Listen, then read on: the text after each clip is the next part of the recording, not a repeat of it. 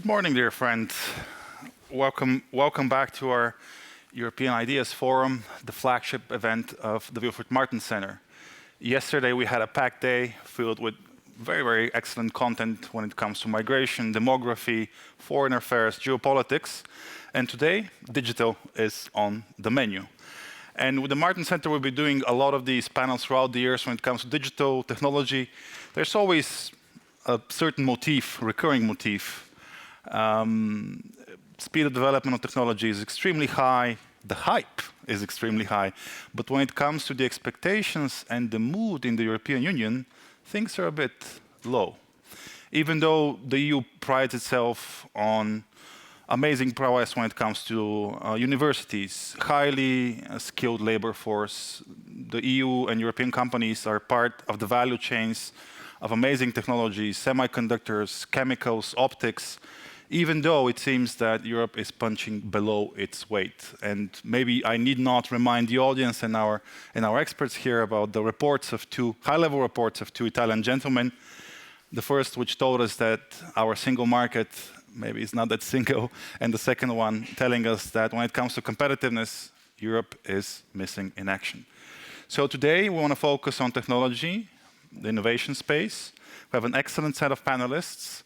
Andreas Schwab, returning to European Parliament, long-standing member of European Parliament from the EPP Group, CDU politician, thank you for being with us.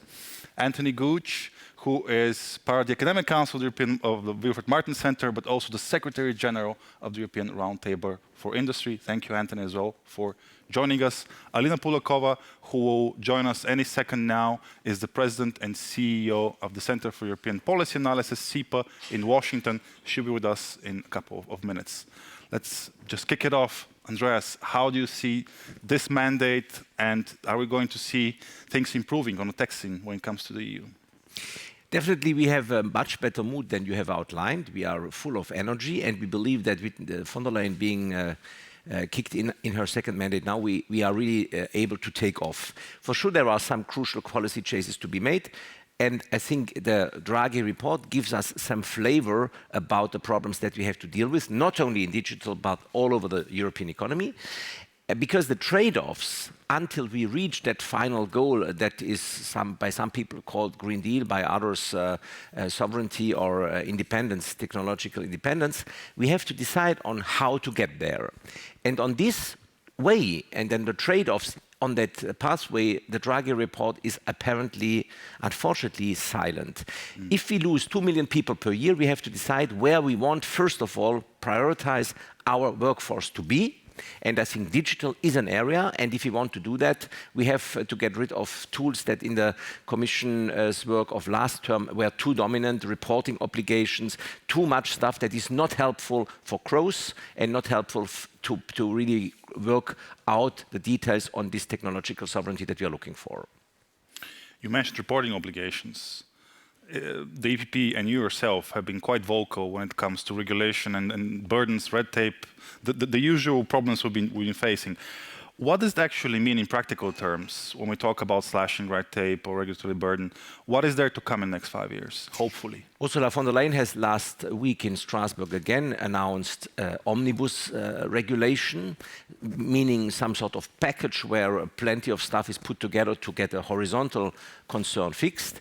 I think if we know that we lose every year, as the Draghi report says, millions of people that are workforce today won't be workforce tomorrow, we have to decide if we want that SMEs and smaller companies have to bring in 2 new people from the university to fill in paper or digital work about reporting, or if it wouldn't be better that those start their own company to create digital growth. We have to decide if we want to have the big 4 advising these companies on CSRD reporting, or if it wouldn't be better that these companies invest their manpower in other stuff that is more productive for the European economy. And that's the key driver. Then for sure there is lots of other stuff to be done, but I think that the starting point has to be where do we want, as far as we can decide about it, where do we want to have our workforce to operate in the next 5 years. Okay. Anthony, it seems that the policymakers are concerned. What are the signals coming from industry and businesses? Well, I think perhaps the starting point is going to be a little bit gloomy from my end. We're in a situation right now where deindustrialization is a reality. And I think we're all familiar with what has happened even in the last couple of weeks. So this is something that is not a slow process. And there we may differ from Mario Draghi regarding slow agony if we don't do what we need to do. It may be quicker than we think. Just by way of example, we used to have 30% of the Fortune 500 companies being European less than 20 years ago. Now it's 15. The Americans have held their own and the Chinese have shot up.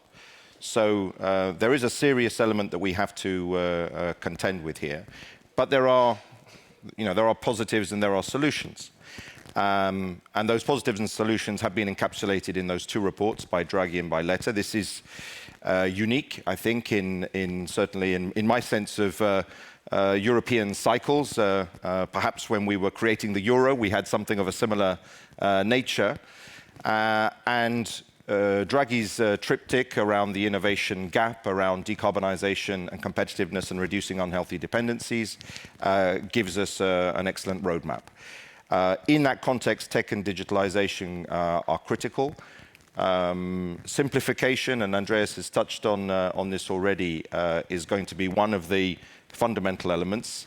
Mobilization of investment is going to be very important as well. And here, we're expecting the private sector to pony up 80%. And that's doable and possible, and I'm going to come back to that. But we need the 20% from the public domain. And there, I think we also need people to set aside mantras and set aside theologies. This isn't about theology. This is very pragmatic and playing what's in front of us. And we have to find ways to do this stuff, and we have to find ways to do it very quickly. We just carried out a confidence survey of the ERT, so the top 60 industrial and tech companies in Europe that I represent. And we asked them two questions. If the Draghi report were implemented, what would happen in terms of confidence in your industry and your sector in particular? And they said that they would be confident or very confident that it would increase to the tune of 85%. So it's very high. People coming back saying, this is going to be a game changer in terms of our confidence. Okay, that's nice, confidence. Are you going to put your money where your confidence is? So we asked them, where would you be investing? Again, if you see the Draghi report and the Letta report implemented, and they said that within the next 3 years, they would invest, 80% of them would invest in Europe rather than anywhere else in the world. Now, if you needed an invitation to get on and do stuff at the policymaking level, surely that's the perfect invitation. And when I say that, I'm not just saying that to say, okay, well, you guys go ahead and do it, because we know from the industrial perspective that we need to help, because it's actually not so easy. It's a little bit when you push on a door and suddenly the door opens, and you've been pushing on it for ages, but you fall through it. And people need help now to actually get on and do a lot of the things that are needed. And there are a bunch of areas, I think, that we could work through in order to get to that point, and we can perhaps discuss those as we go forward. You mentioned theology, you mentioned the mantras. Let's indeed try to stay away from them. There's been a lot of talk about technological sovereignty, how to make our companies competitive and all that, but what actually stands behind this in practical terms? You mentioned simplification. What else can be done from the policy perspective so that we can have the enabling conditions for enterprises to actually thrive? Look, there are a number of areas that can be activated in order to help this sort of breakthrough happen.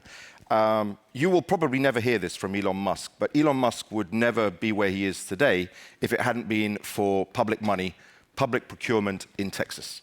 Yeah.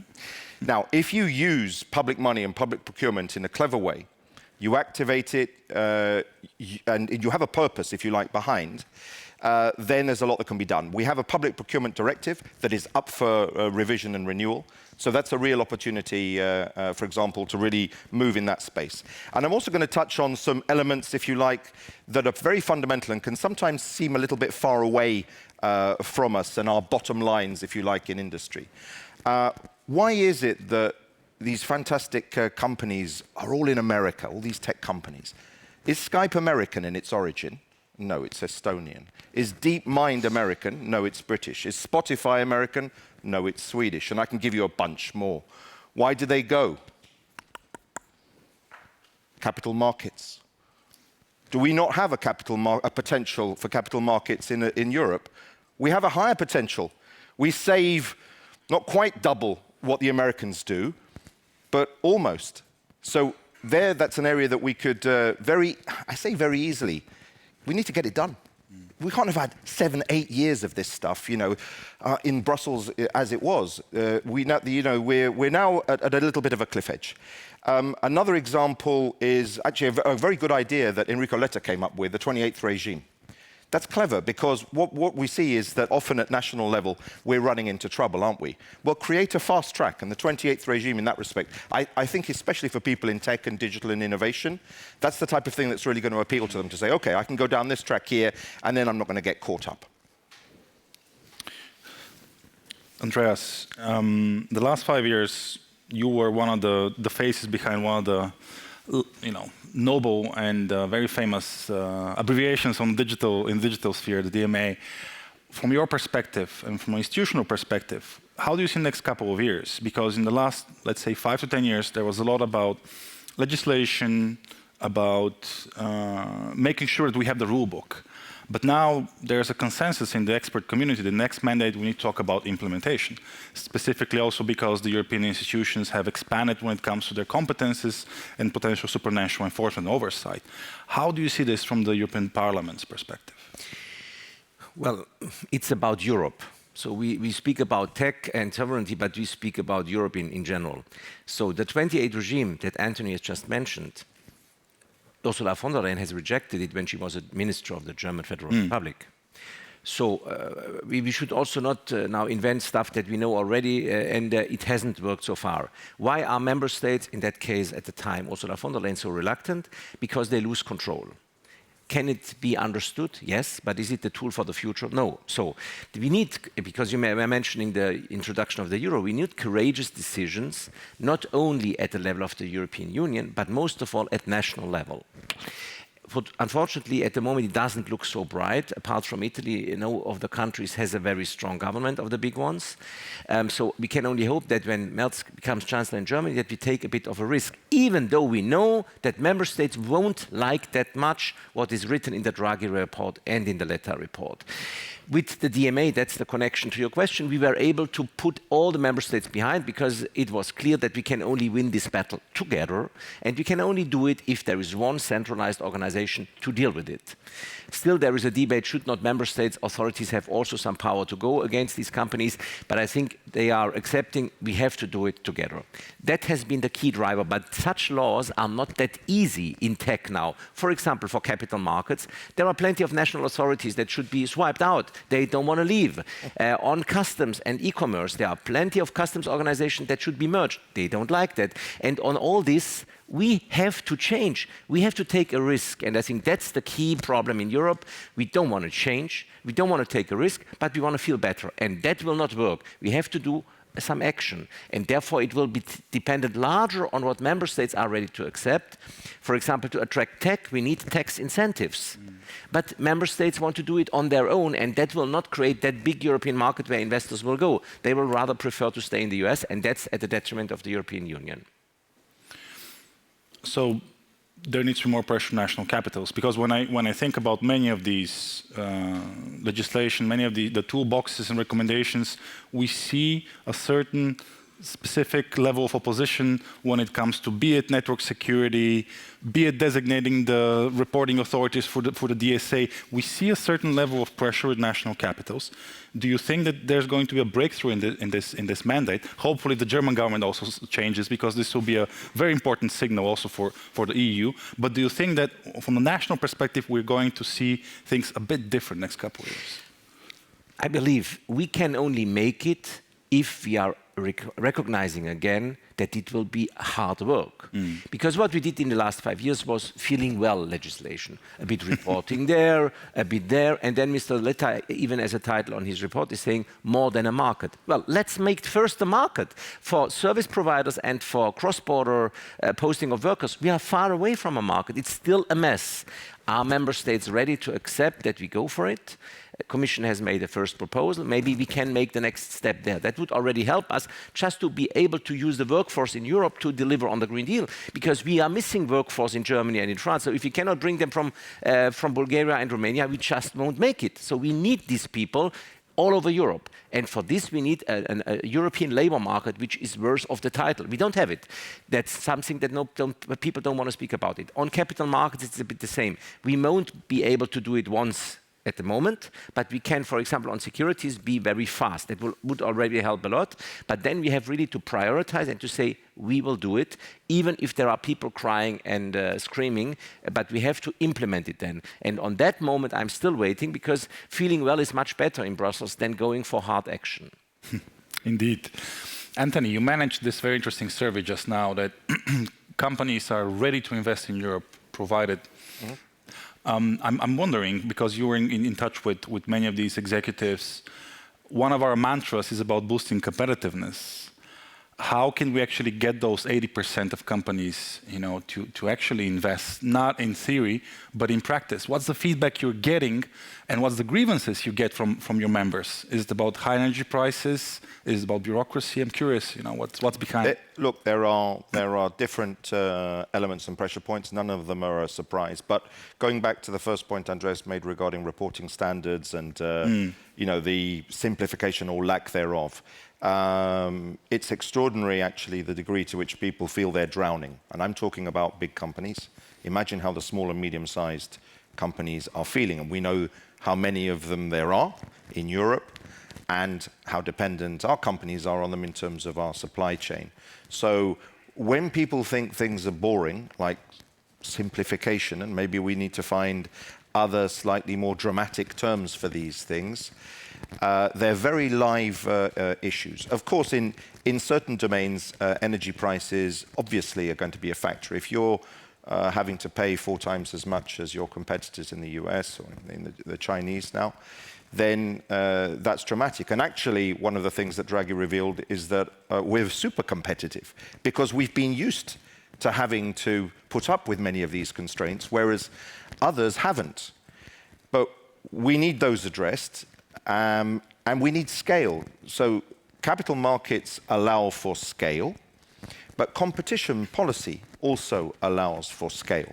And that's an important area. Look, I understand that when people built the single market, there was no competition policy at an EU level, and making it a reality was a really hard slog.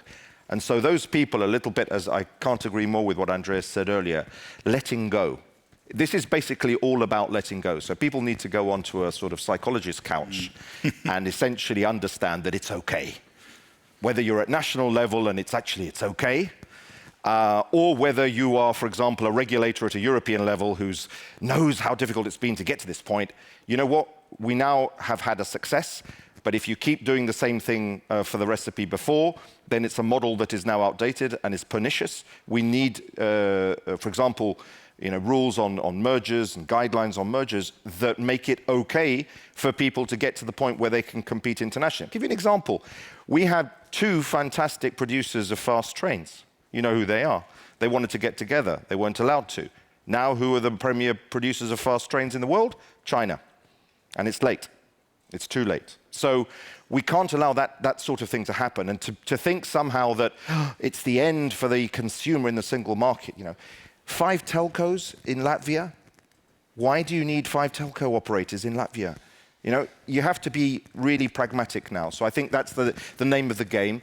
Letting go, doing it quick, getting stuff done quickly, because we need to create a momentum. I think an element that's really critical is we need tangible things to happen in the next few months for people to start believing. You create momentum and you get moving. But it's not about just producing paper or discussion or indeed plans. We need tangible things. It's prosaic, but we have loads of obstacles to the single market that Andreas pointed out. Start dismantling them. Infringement proceedings. I know President von der Leyen has said that she's going to move forward on this strongly. And we have to place a lot of emphasis, not just on Brussels, because Brussels is not the member states. We have to go to the capitals of those countries. And occasionally we know it's at regional level that we need to put a little bit of pressure as well. So it's subsidiarity, but perhaps sort of, pressure coming down and a willingness to allow more things to happen at a European level at a time now where the global landscape has transformed. Transforming in an amazing pace. Let's make a short pause here. Let's see what the audience thinks about our survey online.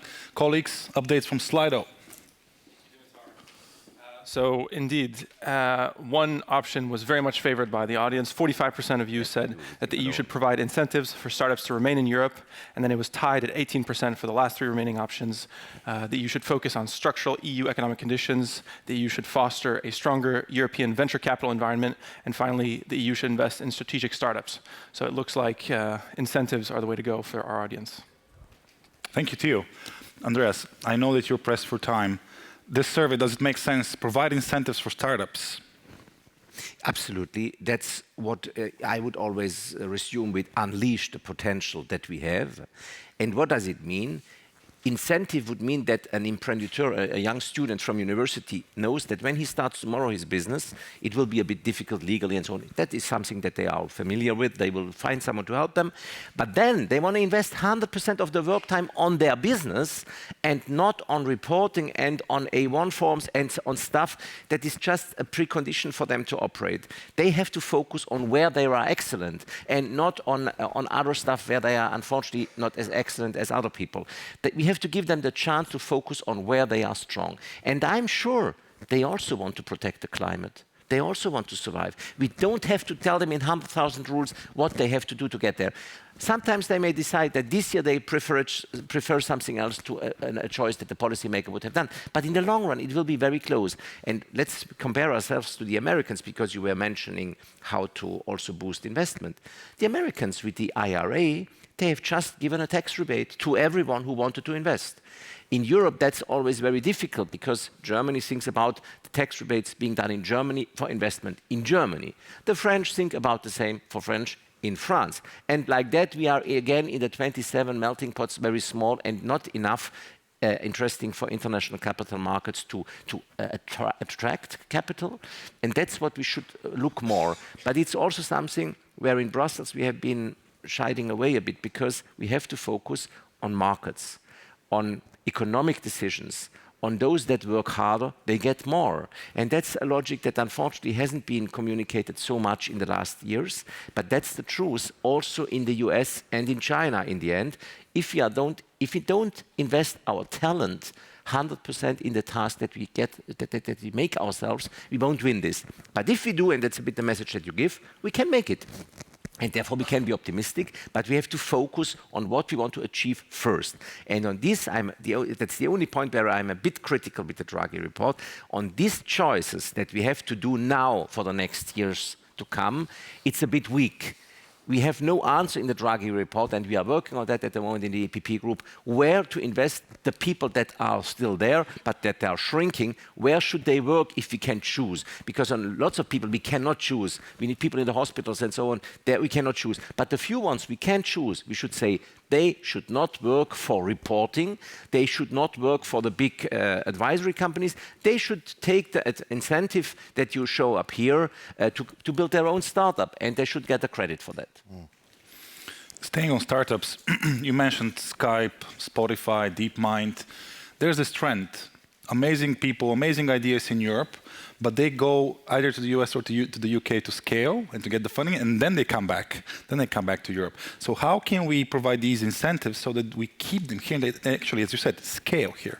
Look, we've talked quite a lot about what needs to be done beyond Brussels, right, by countries and in the capitals. And we need to hammer that away, because it's super interesting just to blame Brussels for everything, and then we're not going to move. But Brussels is capable of doing a bunch of things, and I think there the European Parliament also, which is a very powerful institution, is able to help move things forward.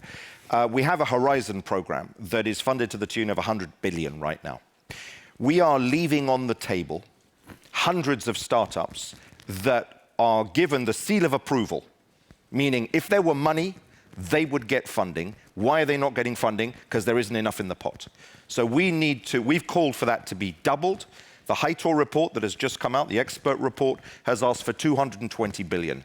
That we need to make as a very clear, hard and fast decision for 2027. There's going to be 220 billion minimum in that pot, because there you have the incentives for far more startups. It's fascinating because even the ones that aren't getting money, when they get the seal of approval, the attraction that they offer for those who might invest in them anyway is far stronger than those that don't get it. So as a process, it's very good. But you need, to be supportive. And I think that's something concrete that can be done at a European level, that we have agency on here in Brussels in order to provide those incentives that your audience has asked for. Great. We just have a word. I'm happy to introduce Dr. Alina Polyakova, CEO and President of CEPA, Center for European Policy Analysis. Happy to have you, Alina. Thank you for having me. Based in Washington, D.C., give us your take. How is Europe? How do you see Europe from D.C.? Well, it's great to be here back in Brussels. I apologize for being late. We just flew in this morning from Washington. I missed the opening of the conversation, but I think to my mind, we have an opportunity with the new commission, of course, here. We have a new administration coming in. We know what President Trump has said about the EU in the past. We know it's going to be probably a contentious transatlantic relationship, but I think it would be very smart for Europeans to think about what are the opportunities that we can still set a positive agenda when it comes to technology policy in particular. And I do think those opportunities will exist, particularly if Europe, I think, is willing to see the United States more as a partner when it comes to closer cooperation on tech innovation in particular, rather than as a competitor. So I think, unfortunately, often when we in Washington hear rhetoric or statements from European officials and European media that US companies in particular should be viewed in the same competitive lens as Chinese companies. That, I think, is quite harmful to the transatlantic relationship. What we should be thinking about is how can we build deeper trade relationships, deeper cooperation, deeper investment relationships to be able to better compete with what is the real competitor, I think, to our democracies when it comes to technology, which is, of course, Chinese state-owned companies that are going to step in and fill the gap if American companies step out. So I think there are opportunities for Europe to invest more, to have a much more dynamic technology sector that will drive European innovation. It may not be in some of the large European economies. You know, the Baltic states, Central Eastern Europe, I think, are leading the way in showing how there can be a successful model. So I think there are ways that we can look for more that we can do together, despite the fact that we will have administration that will likely be a more difficult administration for Europeans to deal with and manage. But I don't think that should stop us from working more closely together as transatlantic allies and really building a much more cohesive and comprehensive strategy as how we outcompete China in particular.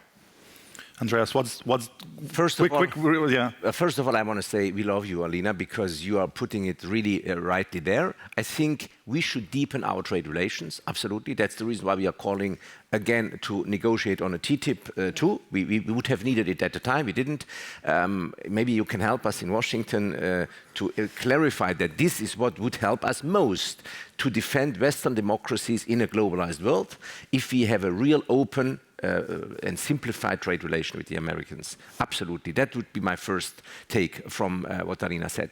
And secondly, it's true that we are looking for fair competition. There are plenty of American companies here that defend this principle because they feel that we have to help them as well. And therefore, it's a global, and it's most of all, in that sense, a Western competition that we have to manage fairly between the member states of the European Union and between the Americans and the Europeans at a fair level. There are some issues that we have to fix, but generally speaking, I think also in the last 5 years we have seen that the Americans generally, they are very close to us what fair competition means, and it remains to be seen. how much the next administration is following some comments that we have seen, or if they stick to that way. But in the end, competition will be the driver for the economies in the Western world, wherever we look. And therefore, this is the principle that we have to defend. And I'm sure that we can also communicate that to the Americans. But I would like to come back on that IRA proposal, because what you were mentioning before, the Americans just said, do it. You get a tax rebate if you invest. And the Europeans will say, well, you don't get a tax rebate, but you have to fill in this form, and then you have to apply here, and then, and after 100 pages, then you get $2. And no one wants to have this in 2 years. Exactly, in 2 years. So we have to unleash the potential that people decide where to invest best. And giving them the chance to reduce their tax burden, which gives them an immediate advantage and not only a long-term advantage. And that is something where in the European Union, with 27 tax regimes, because the taxes are done nationally, we are having a trouble, and we can only hope that the Commission can push the idea of that European capital markets, at least to an extent that member states have similar projects, because it doesn't matter if you have a good idea and you invest in Lithuania, or if you invest in Spain. For the European Union, it's the same, maybe not in the first day for Spain or for Lithuania, but in the long term, it's the same. And therefore, we have to give also a bit a try to people to choose where they want to invest in the European Union.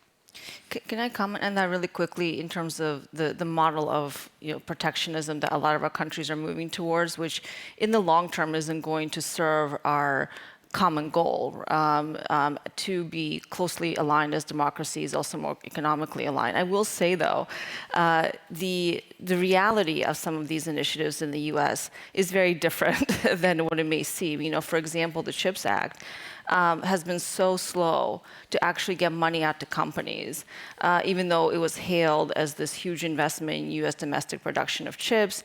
We have export control announcements coming out at the same time. Just earlier this week, the third wave of that from the Biden administration, which I would expect will stay on. So this dual policy has not been nearly as clean and effective and efficient as it may seem. So we are having our own issues getting the money out, especially when it comes to some of the IRA investments, because there's a good chance the Trump administration will reverse that policy. They haven't said that explicitly, but nothing is set in stone. And I just want to be clear about that. There's going to be a major, major disruption coming. I think everyone here is aware of that.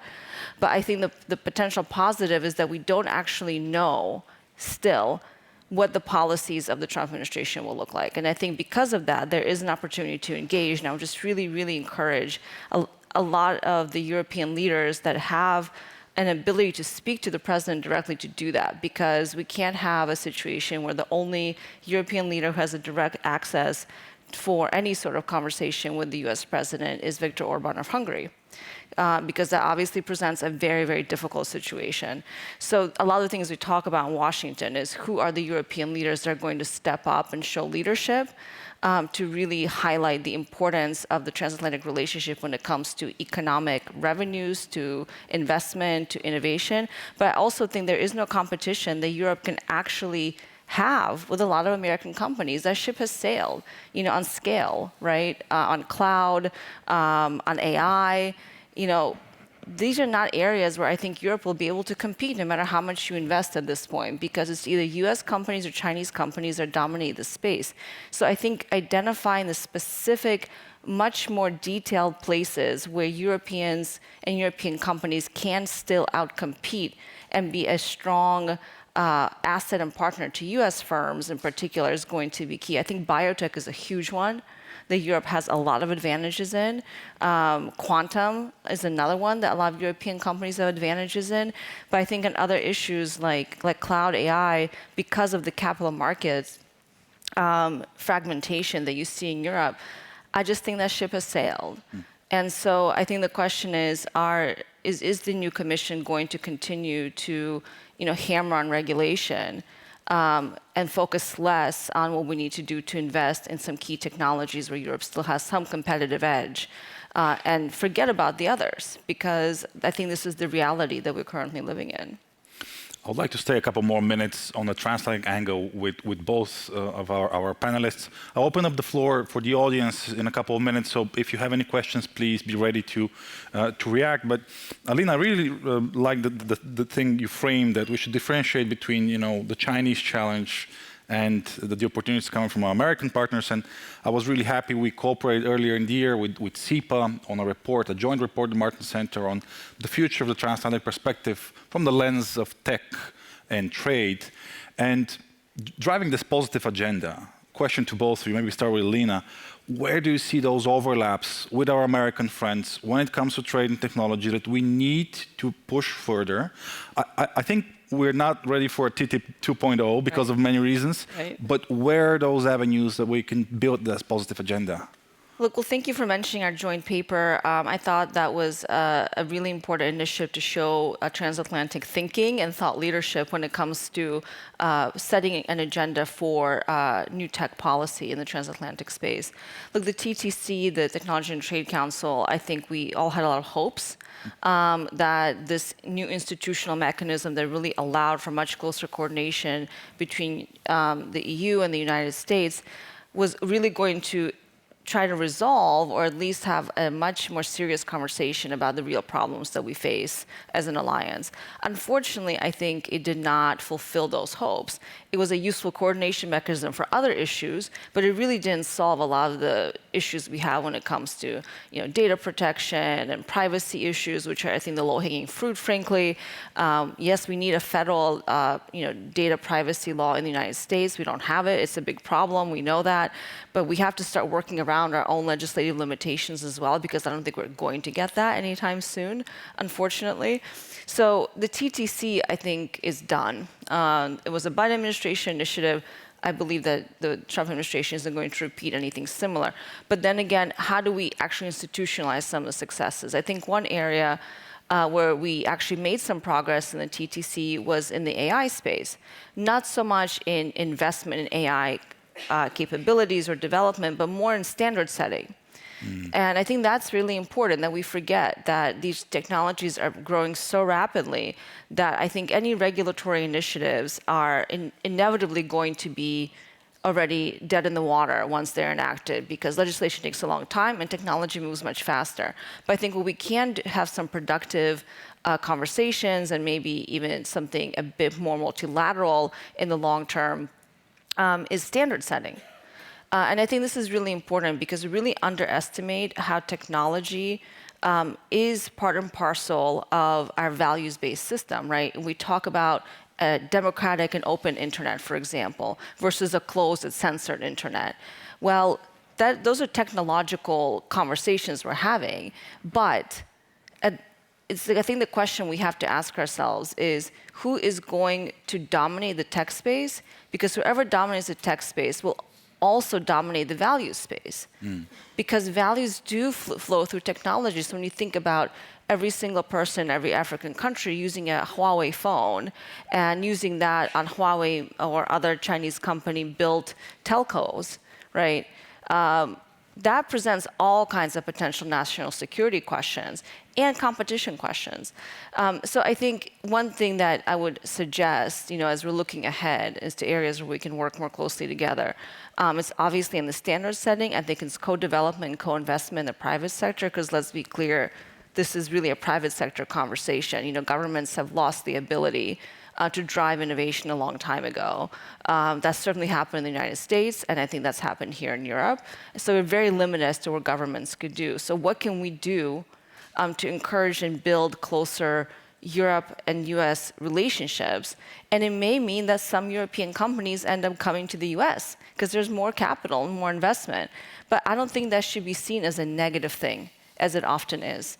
And I think for the Commission, one of the recommendations that we have recently suggested at SEPA is that maybe it's time to take a regulatory pause and to really think about the impact of the AI Act, the DMA, the DSA, GDPR, go back to the GDPR, and so many of the other successful regulatory initiatives that are starting, to my mind, I think, present a very, very complex regulatory environment that is not particularly friendly to all the other things we're talking about, like innovation and investment in startups and growth and scale and all of those things. So I think there's a moment to kind of pause and reflect and look for more concrete opportunities with the United States. Thank you. Anthony, lots of doom and gloom in Brussels about the Trump administration. What's the gut feel of industry? Well, look, I mean, very interesting to hear you, Alina, and how can I put it? I think that, you know, beauty's in the eye of the beholder.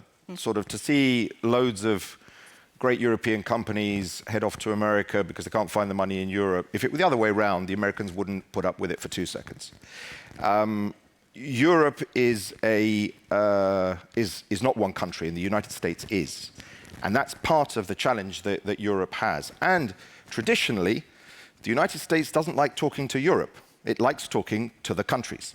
The equivalent could be if Europe went and talked to California and talked to the Carolinas and whoever else, all of whom depend hugely on European FDI, etc. I think that we all know the importance of the transatlantic relationship and the high degree of integration. My modest contribution here would be a greater recognition on the part of the United States of the importance of Europe to it. And how is that reflected? When the IRA is put together, no thought is given to Europe. Right. All thought's given to the former NAFTA partners, and Europe has to come and knock on the door. That is inconceivable in Brussels. I mean, there are brilliant organizations to ensure that would not happen. But it would be inconceivable for something to happen at a European level that didn't take account of the American dimension. So I think that there's a need for a big rebalancing, and I'm not talking about T's because, you know, people are tired of these TT, TTC, etc. It's more pragmatic stuff, and I actually think that a lot can be done business to business. Yep. I had a great conversation with the Business Roundtable, our sister organization in the United States recently. We have a lot of areas of commonality. But there's a lot also that's needed probably in terms of American investment into Europe. Europe is now the biggest customer for US arms. Yeah. Well, that stuff also needs to be built in Europe because guess what? Again, if this were happening in the United States, if the boot were on the other foot and you don't have employment in the US on it and it's all happening over in Europe, people would really struggle with it. So I really make a plea here because I agree on many levels. I mean, what you've said in terms of cooperation on technical standards is super important at a global level because there seems to be inactivity and there are other actors who are becoming very active. But I think that we probably need a little bit more from the American side towards Europe to say, look, we get it's Europe as well. Because if there are people you want to talk to on economics, it is at an EU and a European level. But you have to say, okay, I get it, and I'm going to do that. And that requires a little bit of a shift. And I also think that in terms of rebalancing, you know, if you think about it, the degree of imbalance there is, and I'm not talking trade deficits because we know that's a little bit of a red herring, I think that there's a certain amount of rebalancing that needs to be done on the American part to recognize the importance of Europe and this transatlantic community that you've put your finger on regarding democracy and values, etc. But that also has to be followed up with economic acts and reality to ensure that the demos in Europe is sort of doing okay, because growth rates, for example, in the US, in the last 20 years, the US has grown 2% on average.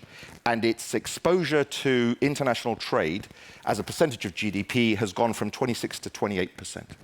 Europe in that time has grown 1.4, and its exposure to international trade has gone from 30 to 51. And that includes China. That's a reality. So we have to also work off these realities and understand them and see how can we transition in a manner which is sustainable, which is realistic, which provides an element of long-term here. So big on the transatlantic relationship, but let's also put our actions and our money perhaps on the American side as well, where that willingness is, and not just see it as something where it's the Europeans that have to be the ones to make the play. Can I make one quick comment? Quick.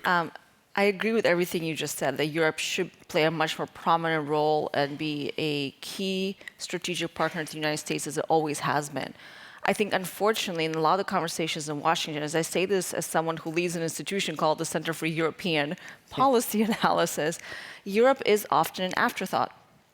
And it's a constant fight to even have conversations. And we're talking about bigger issues around international trade, geopolitical risk, security and defense. Europe is often an afterthought, and especially the EU. So I think you're right that there's still this tendency to think of bilateral partners, not Brussels and the Commission. I think that changed in the last administration, but that's not, we're going to see a full reversal of that, I think, with Trump. And so unfortunately, I don't think that rebalancing is going to happen with this president, even though that's what I would personally like to see, exactly what you said. So I think Europeans have to also understand that if you want attention, you're going to have to knock on the door even harder. You have to beat the door even harder, because that's just the reality we're going to be living in. I mean, this administration will not look to Europe as a strategic partner, despite our strong economic relationship.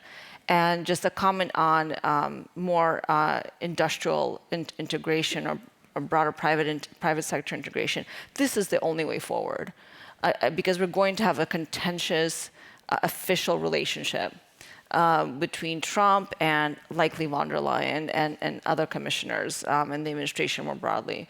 So defense industrial base integration is absolutely key, just like more co-production, co-development in the broader tech sector, which again, at this point, when we say the tech sector, we're talking about automotives, we're talking about defense, we're talking about online platforms, AI, everything. So we're really talking about a huge sector of the economy now. So I think the more that we can find, again, opportunities for our companies to see the value. And I think American companies have invested a huge amount in Europe. Unfortunately, what's happened to all those companies, as they've invested more and gotten very big, they've been hit with some serious regulation and fines, and we all know that. And so I think that just discourages more investment from the United States. Let me just quickly come back on because earlier I was taking issue, and the one thing I don't take issue with you at all, on the contrary, is look, the United States has been critical to the existence of the European Union. And the United States is like a magnet, right? Sometimes it pulls together, and sometimes it pushes Europe into action. Right now, it is pushing Europe into action. So people say, oh God, how awful, this, that, and the other. No. Let the penny drop. We have to do stuff ourselves. We have to get our proverbial SHIT together, right? And the Americans have the merit, on many occasions, of actually encouraging that. You can argue with the manner in it. Sometimes you don't like doing things, but someone is essentially pushing you towards doing them. So Europe needs to be a lot more European. I think that's what I'm hearing from Alina. And if it is, then of course the people on the other side of the Atlantic are going to be talking to Europe, because there isn't much of an option there. And that goes back to the conversation we were having earlier on regarding people letting go at national level in Europe, where we have a tension. We've been riding this horse of intergovernmentalism and the community method, which is not birth control, for far too long. And maybe at least, on many fronts, we need to know that we need to operate far more as one. And that, I think, is also going to be a lot healthier for the transatlantic relationship in the long term. Lots of things on the table. Let's involve our dear audience. I see 1, 2, 3 questions. Gentleman on the left here goes first. 2 other questions in the front row. Let's take the group of 3 questions, and our experts can respond. Please also introduce yourself. Thank you, sir. Thank you very much, and thank you very much for the fantastic panel. Sharif, Future of Technology Institute. Just want to get back to the point around AI and Europe's competitiveness, and I totally agree that it's too late for Europe to be able to compete on AI. But I think what I would add is that very specifically on generative AI. And I think one of the big issues that we've been having in the discussion around AI is this has been very focused on one narrow area of AI, which is generative AI, which from everything we've seen, including the latest kind of reports from OpenAI and others, is that it's hitting a plateau in terms of growth, in terms of potential. We know that it's not going to lead to AGI by itself. There's going to be lots of different areas of AI. And there's a few areas where Europe has a fantastic potential advantage in AI. So that's in artificial intelligence for industrial applications, embodied AI in robotics, in material sciences. And Europe has both the AI expertise technically and the industrial basis. And if that's an area where there is a push, I think that's some place where Europe could take a leading position globally, but it needs to happen quickly because someone else will come to it. Excellent question, by the way. The creator of Linux, the operating system, recently said that current AI is 90% hype and 10% actual added value. When you actually think about it, generative AI for now is optimizing the emails of white-collar workers, but is it actually changing our lives? Excellent question. Peter Heffele, we can take the bundle. Kurt Geisert, I'm one of the guides in the House of European History. Question for Anthony Gooch. Given the geopolitical situation which you mentioned, would it not be good if one day in the future Turkey would be a full member of the single market of the European Union? Okay, specific question. Peter Heffele, Policy Director of the Martin Center. Anthony, you shortly touched upon the defense sector. Later this day, we will welcome the new Commissioner for Defense, Andreas Schwab. What potential is in terms of the title of our panel discussion now in innovation? Well, we discussed the general framework, but are there specific issues? And the same question goes to you. What can be improved? There's a lot of ideological framing or hedging. I think we have to break up and knock these doors as well. Thank you. Okay, 3 excellent questions and a bonus question from the moderator, because I really want to squeeze it in, the China challenge, specifically also for Alina if she wants to address this. But maybe let's start with Anthony. There was a specific question to you on Turkey. So over here, I can't agree more with the gentleman. I didn't see it as a question, I saw it as a comment, and I fully agree that on industrial AI, it's all to play for, and there's a hell of a lot that Europe can and will do. I agree about all the hype stuff as well. Look, there's LLMs and there's all that stuff. Okay, that's one form. There's a hell of a lot to play for beyond that. And Europe has an incredible gold mine in that respect. The oil or the renewable energy, whatever your preferred source of energy is, the electricity for AI is data. And we're sitting on a gold mine, 450 million people generating the highest quality data in the world. The problem is that 90% of that is leaking to the rest of the world. So it's time to get a little bit pragmatic and hard-nosed and make sure that we keep that value within and then see how we manage it and trade it beyond. Thinking again in having a good Europe. If we're talking about entry into the single market, I think it's a little bit of a no-brainer, to be honest with you. And it was a very good question because you know that there's an answer to a question that's a lot more difficult. But when it comes to the single market and Turkey, why not? And then on defense, I think, Peter, you touch on a very important point. One of the most formative experiences transatlantically for me was helping manage the trade dispute between Boeing and Airbus many years ago. That alongside the steel tariffs, and it's like Groundhog Day in steel. But on civil aviation, one of the things that we saw was that essentially both Europe and the United States were doing things that they shouldn't really do. But the United States did it a certain way and Europe did it another. The US did dual use. There was a huge amount of support, governmental support for defense, and that then had civil applications, dual use. And that's what Europe needs to get into now, because it's a fantastic way to increase the European budget without increasing it. So we know the European budget is capped at 1.2%, and a lot of people think spending 1.2% of your GDP on Europe is okay. All right. But if we can't touch that because it's holy, it's religious stuff, then how can you sort of get around it? If you're spending 2% minimum of your GDP, thanks to the US pressure, necessary pressure, surely a good proportion of the 2% can go into dual use and then end up helping you with your digital and green transition, which is a backdoor way of increasing your 1.2%. So I think we're in a very, very important area, and it's great to hear, for example, Manuel Heitor and his group on Horizon, going back to the innovation piece, talking specifically about dual use. And I think we have a lot to learn from the United States in that respect, because they've been doing it for a long time. We have a little bit of experience internally. And then we should look around the world in terms of best practice on dual use and really crack on there, because I think that's a fantastic opportunity, making a virtue out of necessity. If you want to comment on these issues, and also please touch on the China challenge, this would be great. which is a whole other set of conversation, Yeah. maybe a separate conference in its own right. But I think China always looms in the background of all of these conversations. Maybe as a way to transition to that, when I was looking at R&D investments for last year, like which companies invest the most in just core foundational research and development. And in the top 10, I think there was no European company, if I'm not mistaken. I think Amazon was actually the top company. I was frankly surprised about that. The other large US companies, Huawei, was in the top 5. So what we're seeing again is just over and over that European companies are not able to do the core research and development that is needed to really push forward in some of these much more innovative areas, right? And I think on AI in particular, I really appreciate the point that was made earlier and agree with it completely. But I think it's an entire ecosystem, right? We know that. It's not just about the data availability. It's about are you able to process that data as quickly as possible, as efficiently as possible, which is all about chips. Do you then have the ability to sustain the data centers necessary? Do you have the energy?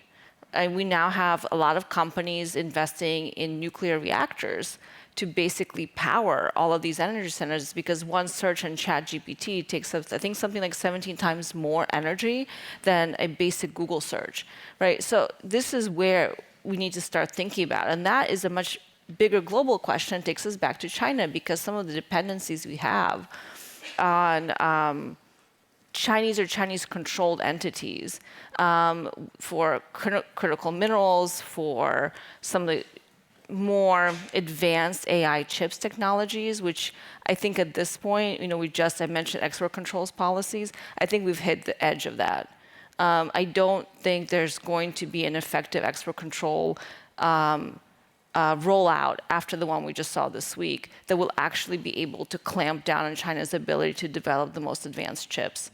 And all of the companies that are leading in this space, like NVIDIA, for example, the top AI chips company, are finding ways to work around it because they need the China market. But we're pretty much done. So again, we're just step by step, very rapidly losing the ability to use government intervention as a way to either buttress or mitigate a competition from China in particular. So I think the question then is, what are the tools that we have, not just as the US or Europe, but together? Because if we had a more joint and a more collaborative export control policy, for example, I think we could have been much more effective in clamping some of China's capability in developing the most advanced chips technologies in particular. So that's just one area for cooperation that I think we should be thinking about, that I think will appeal to a Trump White House. Because we are going to see, I think, a very hawkish China policy, as we saw in the first Trump administration, is going to be deeply disruptive potentially. If we see kind of the tariffs, not just on Europe, of course, but also on China, it's going to disrupt our supply chains, global supply chains. They're already very, very vulnerable and fragile. So I think there's just the more, again, let's go back to the same point. We cannot have a US-China policy and a Europe-China policy. We have to have a transatlantic China policy. And I think Europe has come a very long way in coming closer to the general mainstream US position now, which goes across the Republican and the Democratic Party. But we still have so much to do to align on the core issues and the specific issues. Because we may all say, China's a challenge. But then you start getting into the details, and the approaches are completely different. From the EU, from nation states, from the United States. I think this is the real area where we can have a positive agenda with the US. If we frame it as how can we work together to ensure that we outcompete China in the tech race, but also in all of the other areas that we're talking about, like defense innovation. I think, to my mind, is the last thing I'll say, this is the place where we are seeing very, very rapidly evolving co-development and co-production already taking place because of Ukraine. Because we're putting some of this technology without any testing directly into theater because the Ukrainians are doing it themselves and they're doing it very fast. And it's just pushing the level of innovation in the defense industry so much and is being very disruptive, I think in a positive sense, to the US defense industrial base, which has also shown to not be as nimble, to say the least, or able to really meet the demands of full-scale war. So these are the things that I think are on the horizon that we can build and think about cooperating more as transatlantic partners versus as competitors. Alina, Anthony, this has been a great conversation, a lot to unpack here. A round of applause for our excellent experts.